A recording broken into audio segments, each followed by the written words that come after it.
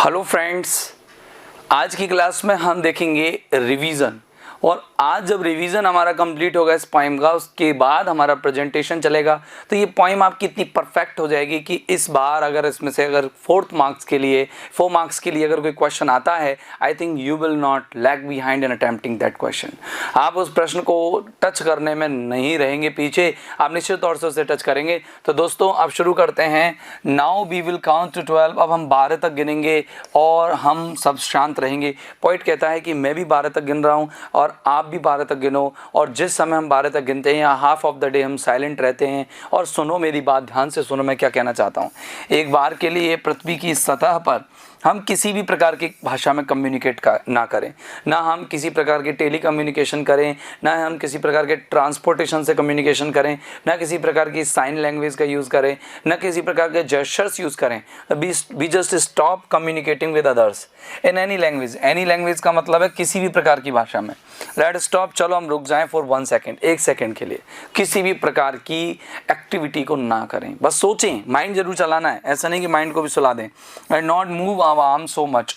और हम अपने आर्म्स को, अपने हाथ पैरों को इतना हिलाते हैं, आर्म्स इतना चलाते हैं, इतनी एक्टिविटीज़ में लगे रहते हैं, वो थोड़ी देर के लिए ना करें, रुक जाएं। तो क्या होगा, इससे क्या होगा? तो इससे ये होगा कि it would be an exotic moment, कि एक एक्सॉटिक मोमेंट होगा, ये एक स्ट्रेंज मोमेंट होगा हमारी लाइफ में। विदाउट रश, इसमें किसी प्रकार की दौड़ धूप नहीं होगी, कोई इंजन्स नहीं होगा, कोई ह्यूमन मेड मशीन्स की कोई शोरगुल नहीं होगी। हम सब एक साथ होंगे क्योंकि कोई फाइट का कोई कारण नहीं होगा, लड़ाई झगड़े का कोई कारण नहीं होगा। आज हम लड़ते झगड़ते क्यों हैं? आज हमारे पड़ोसी से, हमारे रिश्तेदार से, हमारे कोई जानकार से, हमारे कर्मचारी से क्यों लड़ाई होती है?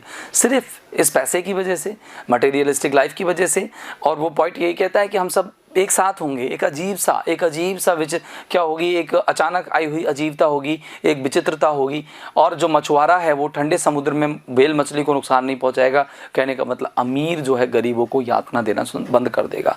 और जो मैन था, वो कॉमन आदमी जो था, वो बस अपना नमक इकट्ठा करने में, रोजी रोटी कमाने में लगा हुआ था, वो भी अपने चोटिल हाथों को देख पाएगा कि मैंने रोजी रोटी कमाई तो क्या नुकसान पाया, क्या मुझे प्रॉब्लम्स आई, क्या मैं अपने परिवार पर ध्यान दे पाया, क्या मैं समाज में कोई दायित्व अपनी निभा पाया।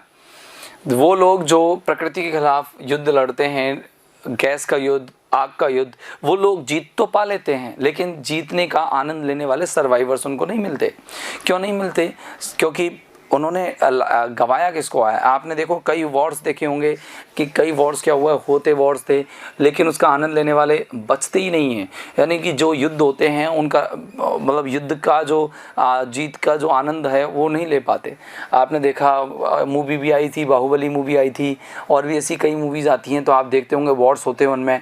और जो वॉर्स जीतने की चाह रखता है उसको ही जीत न मिलती है, और मिल भी जाती है तो बहुत कम लोग मिल पाते हैं। एक छोटी सी कहानी मुझे याद आती है कि एक बार विलियम शेक्सपियर की लिखी हुई कहानी है, किंग लियर है।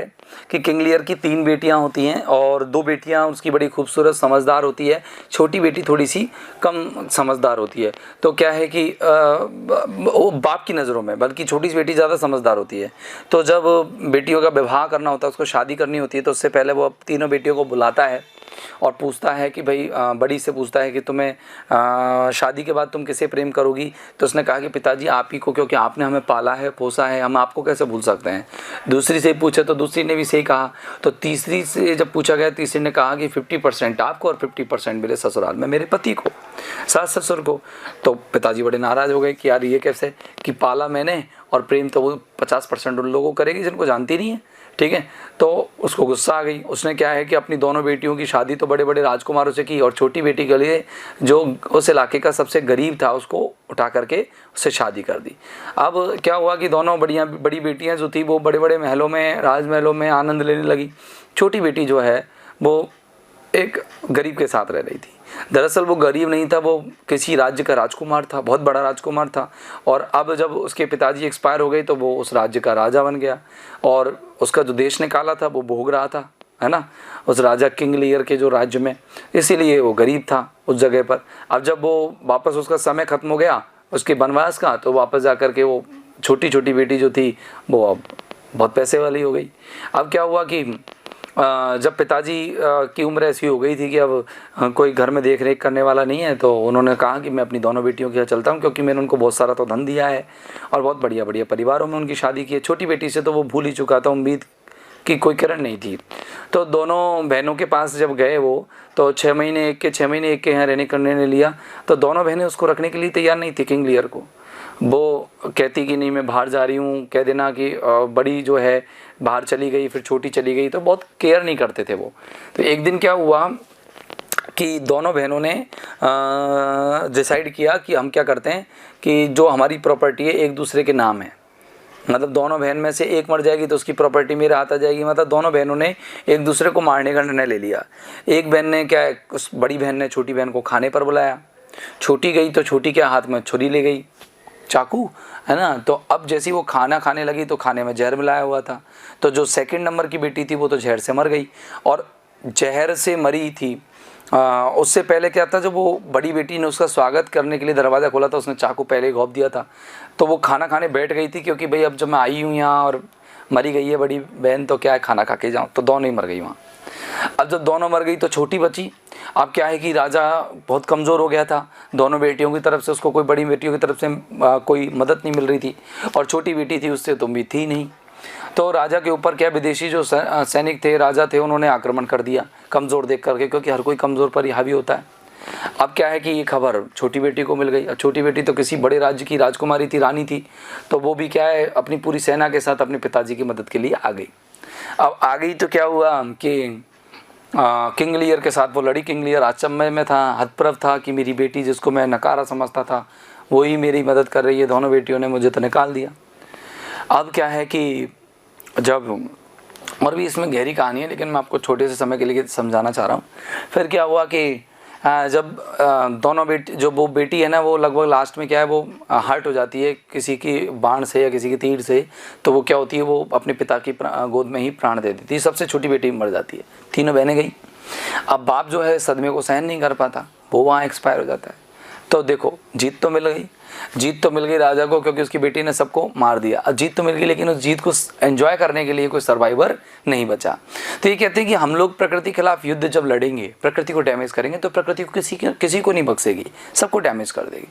तो विक्ट्री तो मिल जाएगी लेकिन सर्वाइवर्स नहीं मिलेंगे। अगर हम युद्ध नहीं लड़ेंगे तो हम साफ़ सुथरे कपड़े पहनेंगे, स्वच्छता के, और हम एक दूसरे के साथ घूमेंगे छाया में, शांति की छाया में, कुछ नहीं करेंगे। मैं इस बात को लेकर के ये नहीं कंफ्यूज करना चाहता कि भाई तुम पूरी तरह से इनएक्टिव हो जाओ, क्योंकि मैं भी जानता हूँ कि जीवन तो वही है जो चारों ओर चलता रहता है। मैं चाहता हूँ कि जीवन, मरने वालों की संख्या ट्रक में ना जाए, मतलब मरे हुए लोगों के ट्रक भर भर के ना जाएं, ठीक है ना। मैं चाहता हूँ कि जीवन इस धरती पर सुखमय हो। अगर हम इतना एकाग्रचित नहीं होते और हम अपने जीवन को इतना बिजी नहीं रखते कमाने धमाने में, तो शायद कुछ समय के लिए अगर हम सोचते तो वो बड़ी सी खामोशी हमारे इस दुख को रोक लेती। वो दुख जो हम अपने आप को ना समझ पाने का सहन कर रहे हैं और अपने आप को हर कदम पर मृत्यु की धमकी देने का सहन कर रहे हैं। शायद पृथ्वी हमें इस बात को सिखा सकती है कि जब हर चीज़ मरी हुई लगती है पृथ्वी पर, तो वो बाद में जीवित साबित होती है। अब मैं केवल 12 तक गिनूंगा, तुम शांत रहेंगे और मैं चला जाऊंगा।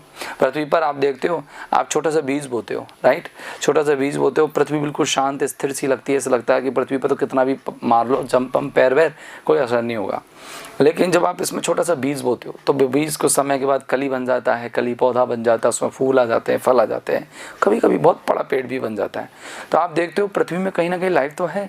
जो चीज़ शांत रहती है उसके अंदर ज़्यादा एनर्जी रहती है, और जो चीज़ ज़्यादा उथल पुथल करती रहती है ना, जैसे बंदर है, वो बहुत कम एनर्जेटिक होता है क्योंकि शांत नहीं रहता।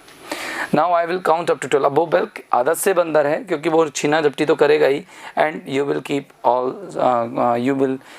Quite and I will go. तो वो पॉइंट बहुत सिंपल शब्दों में अपना मैसेज कन्वे करता है अपने रीडर्स की ओर। तो डियर स्टूडेंट्स, आई होप आपको ये पॉइंट समझ में आ गई होगी। अब आज के लिए इतना ही, फिर मिलते हैं अगले एपिसोड में। तब तक के लिए thank you very much, have a nice time, good day, good bye.